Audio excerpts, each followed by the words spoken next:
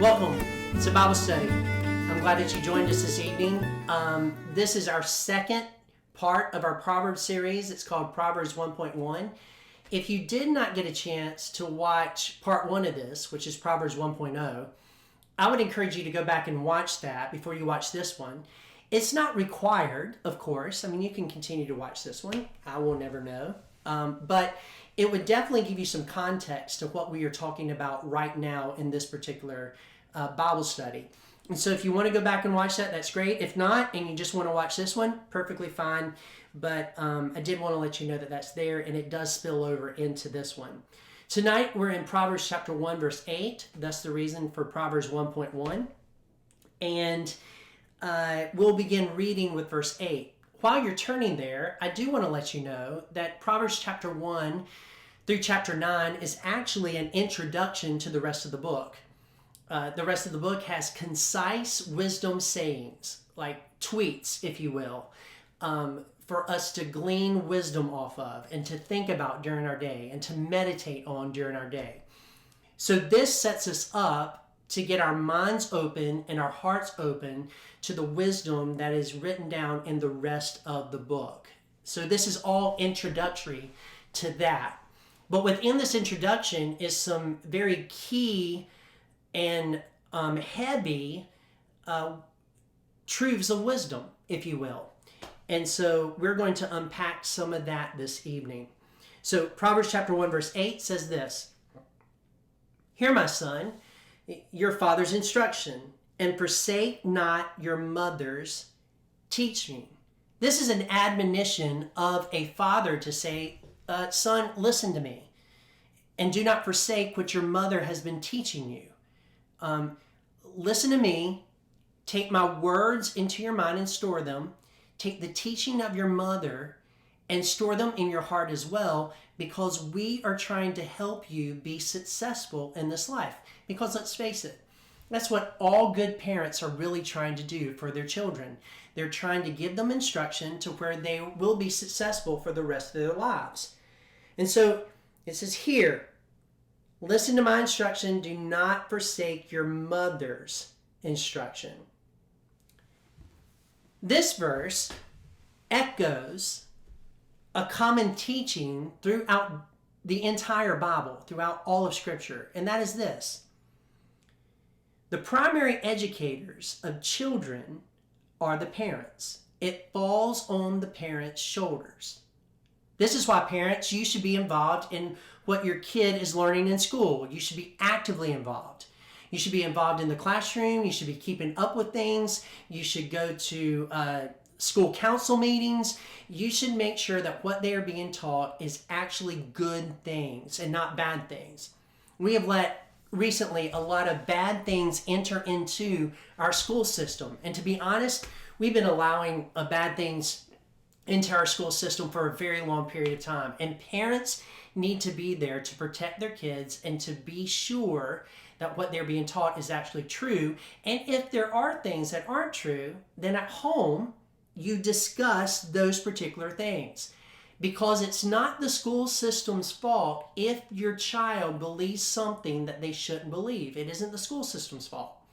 It lies on your shoulders. It is your responsibility to make sure that your child is getting the education that they need, an education that will help them be successful in this life, an education that is full of wisdom and truth, not just people's opinions.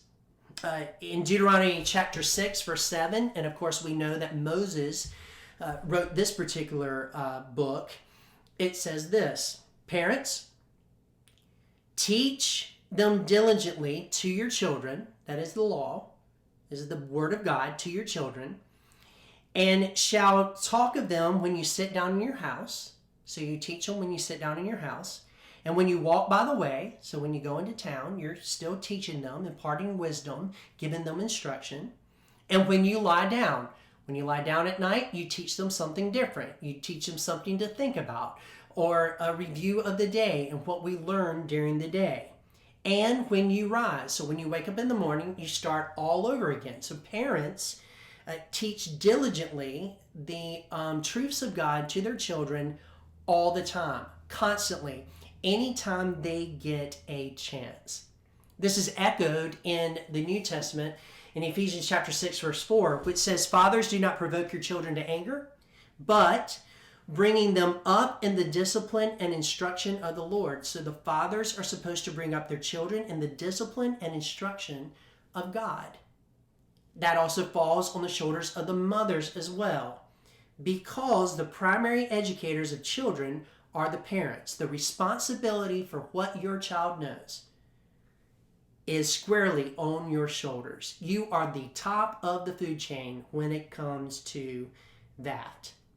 So the father, knowing that that is very important, asked his son to give him his attention and tells him to make sure that he listens to what his mother is telling him. The next verse says, verse 9 says, "For these teachings that you hear, are graceful garland for your head and penance for your neck." Now I know you and I in America use garland at Christmas time. We decorate our mantles. People decorate their churches with it. There's garland here in department stores where you go shopping, because we use garland to decorate for Christmas. There's something that gives us a good spirit about Christmas and excitement when we see those types of decorations. That is not too far gone from what garland meant back when this was written. Garland was a sign that life was attractive and productive, so that it was a symbol of that. They would put it on their head for a symbol. They were productive, they had success, there was garland on the head. It wasn't anything mourning, it was celebratory when they wore garland. So these teachings, the father is saying, that I'm teaching you and your mother is teaching you, is so that you will be attractive and productive in your life, so that you will be a successful person. See, the rebellious young person views parental boundaries as chains of bondage that limit fun. And the way that they should view the boundaries that parents give is they should view them as beauty, in the sense of that it will limit their failures. Good parents are teaching children not to make the mistakes that they've seen other people make, and good parents are also trying to teach children not to make the mistakes that they personally have made. So it limits the child's failures in the future. Good parents do that, and I tell you, sometimes it's hard. It is very hard sometimes to instruct your kids on what they should not do based on what you have done wrong. And it's very difficult sometimes to instruct them not to do certain things, because you know that that does not lead down a path that is productive for them for the rest of their lives.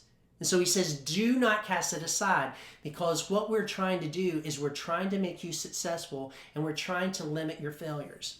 This does not mean that if you listen to your mom and dad, if you listen to wisdom, that you will never fail. But what it does mean is you will not fail as much as you would if you decided not to listen to wisdom and wisdom's teaching. So it continues. Oh, by the way, let me just stop. When you're a parent, you have competition. You're in competition to be heard in your teachings. They will have relatives that will be cool to them, and they will have great relationships with those relatives, and that's what you want, right? But then sometimes a relative will just tell them something, teach them something, give them some type of instruction that is very foolish, and then you have to figure out how to become the more influential voice in their life. And so your job is to make sure that you are always connected with your children, and that you have more influence than anybody else in their life. Their peers, their friends will have influence over them, and that's really a hard competition. People their age doing certain things that you've told them not to do, but yet they're doing it, and they seem to be getting away with it, and it seems to be just fine, and they don't see anything wrong with it. You have to make sure that you are a a better voice in what they're hearing, and that they will actually listen to you more than they listen to your friends. And that takes a very strong relationship. Not that you're buddy-buddy with them, because that's where many parents make a mistake, but that they know that you love them and you spend time with them so that you can gain influence, so that you can instruct them, and they will listen to you more than they will listen to their friends.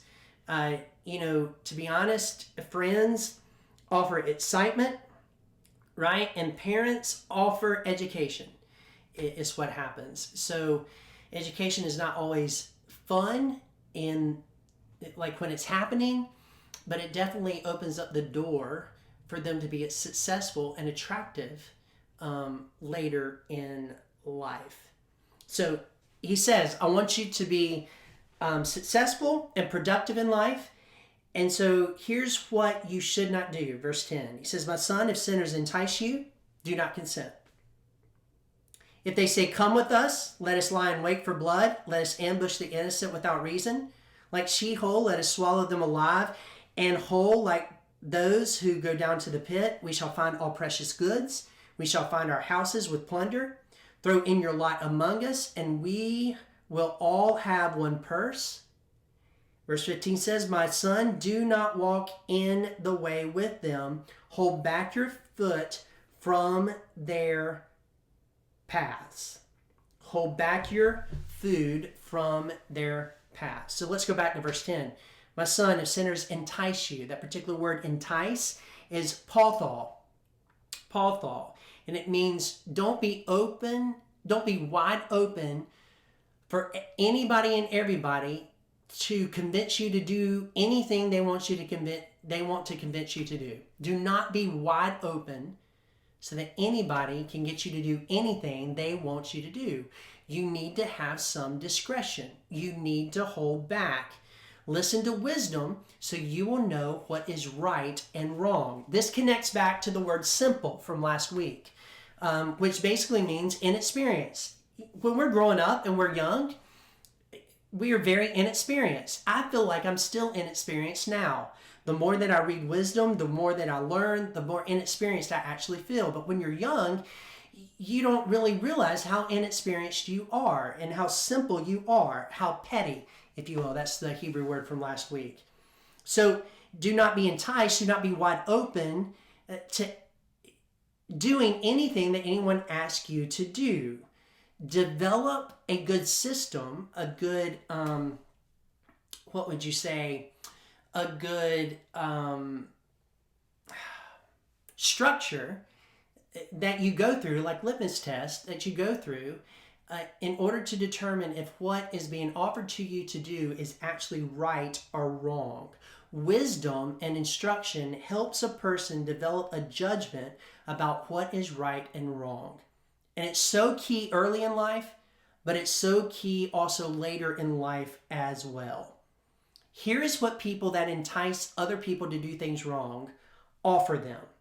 First, they offer acceptance. I want you to notice it says, come with us, right? So there's an acceptance. And that is a deep need of people, isn't it?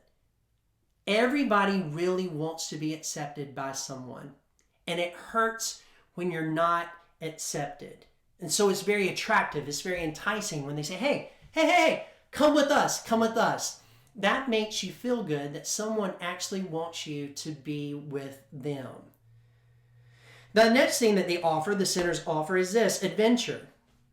Verse 11 says, let us lie in wait for blood. Let us ambush the innocent without reason. It's an adventure. I know that we're reading innocent without reason and we're seeing the crime that's happening there, but there's something exciting about it. Like it's an adventure to do this sort of thing, to do this sinful thing. And so acceptance, which seems to be more pure in this particular regard, adventure, the adventure that they're taking you down on is not a good adventure, but it's exciting. I mean, what if we could get away with this, right? It's an adventure to see if you can pull this off. And then it's power. They're being enticed with power. Verse 12, it says, like Sheol, let us swallow them alive, and whole like those who goes down to the pit. So you swallow somebody alive. You have power over them to cause harm, to get what you want, actually, from them, to take what you want. You have power. So acceptance, adventure, power, and then prosperity. In verse 13, it says, we shall find all precious goods. They will become ours. We shall fill our houses with plunder. So we will not lack. We will have a lot of things, right? And so it's prosperity. And they were able to see this. They were able to see that these people were able to take stuff from the less fortunate and keep it for themselves. And so that was very enticing to them. And then 14, throw in your lot among us, and we will all have one purse. And so they offered them security. If you do this, we'll stick together as friends. So come with us, acceptance, adventure, power, prosperity, and security among the groups. So peers often do this. But the Father says, my son, if sinners entice you, do not consent. Do not do that. And he tells him why. In verse 15, my son, do not walk in the way with them. Hold back your foot from their paths. For their feet runs to evil, and they make haste to shed blood. For in vain as a net spread in the sight of any bird, but these men lie in wait for their own blood. They set ambush for their own lives. Such are the ways of everyone who is greedy for unjust gain. It takes away the life of its possessors. The Father said, do not do this. If you do this, it begins an irreversible course of action that leads to sin and sorrow. If you are enticed by the sinful, who are enticing you with acceptance, adventure, that is a crime, power, that is a crime, a misuse of power, prosperity, which is prosperity not that you earn, but that you stole from somebody, and security within a group of people who are sinful, it starts an irreversible course of action that leads to sin and sorrow. You will not be successful. Up front, you'll have these nice things, but for just a little while, because when you do stuff wrong in life, and you do it the wrong way, and you gather wealth the wrong sort of way, in the end, like in the future, it all goes sour. It all goes south, because it's an irreversible course of action that leads to sin and sorrow. These people, friends, are offering something they cannot see. They're offering to you, as they entice you, something they can't see, and that is the promise of self-destruction. If you decide to walk with these sinners, you see all the stuff that is enticing you, but what you can't see is the fact that it is a pathway to destruction, hands down. So he says, hold back your foot from them, from their paths, verse 15. For their feet run to evil, and they make haste to shed blood. For in vain a net is spread in the sight of any bird. It's a trap. So the bird comes down, doesn't see the trap, eats the food, and then the trap is sprung that it did not see. That's the picture there. That's the sketch. Okay? But these men lie in wait for their own blood, and they set ambush for their own lives. What he's saying here is what they're doing to other people to suppress them and take from them. Actually, they are going to sow what they have reaped. They're going to reap what they have sowed. Sorry, I said that backwards. They're going to reap what they have sowed. This echoes what Paul says in Galatians chapter 6, verse 7. Do not be deceived. God is not mocked. For whatever one sows, that he also will reap. So sin, while often appears exciting and initially appealing, always leaves a self-inflicted wound. You do things wrong, and yes, you are hurting the people that you are wronging or you're doing stuff against, but you're really hurting yourself. You're really wounding yourself. But a life of discipline and wisdom is never easy, And initially, I'll have to say it's probably boring, right? But it's the only resource to provide you and I a life that is both attractive and productive and successful in the future. It is better to get into the future and look back and say, I'm glad I was disciplined back then because I'm enjoying life now, than it is to say, I wish I'd never done that because now I'm paying the penalty for what I did wrong and how I rejected wisdom and instruction from the people that love me the most, my mom and my dad. Proverbs says to have wise, listen parents, Proverbs says to have wise children, you have to start early. You have to start early in their lives to have wise children. I think a lot of parents start too late. They let things go because it's cute when a preschooler does certain things, when a preschooler acts out, but it's not really as cute when they're in fifth grade and in middle school, and it's amplified because you didn't do anything about it when they were small and you didn't start directing their path when they were small. So Proverbs says that to have wise children and good children on the right path to prosperity and success, you have to start young. Proverbs also says that your actions will speak louder to your children than your advice. So you have to live these things that you're teaching them. Or you have to say, I didn't live correctly in the past, but I'm living correctly now. And I would like you to pick up from the point where I started living correctly so you do not make the same bad decisions. I also think on this side of parenting that you should really save the no's for the really important things and be more flexible with the minor things. Sometimes we say no to keep control, right? But really we should reserve no for the very important things and just kind of be more flexible on the stuff that's less important. But to know what's less important, what's really important, really takes some thought and some time and some consideration and really some prayer. Because looking back, you can see things that you said no to that you thought was really important, but they really wasn't that important. And you can see some things that you really should have said no to that were really important at the time, and you just totally missed it. So save the no's for the really important things. And Proverbs teaches us that. Proverbs also teaches to remind your children that the household is not a democracy. The household is not a democracy. Just because the children want to vote or the children want to be loudest in the house does not mean that that child should get their way, especially if their way is wrong and you've already told them no. Teach them restraint. Teach them discipline. And stick to your no's and stick to your yeses. Be consistent with that. And teach your children that the household is not a democracy. We don't vote on things. We just don't vote on things. This is how it is.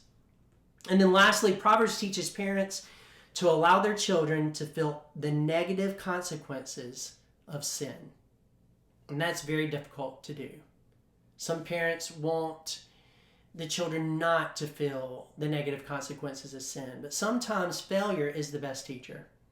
You've told them not to do it. You've tried to prevent them from failing, but to allow them to fail and feel the pain of that failure, what will happen is they will start listening to you so they will not have to go through painful times again just because they made some very stupid choices. So, there you go. That is the Bible study for this evening, and that got us through verse 19. And next week, I think we'll be back in Proverbs, probably Proverbs chapter 2. And so until then, I hope this has been beneficial for you. If not, just study Proverbs some more and study it until you get something out of it, until God speaks to you. I'm perfectly fine with that. So until then, grace and peace. See you next week.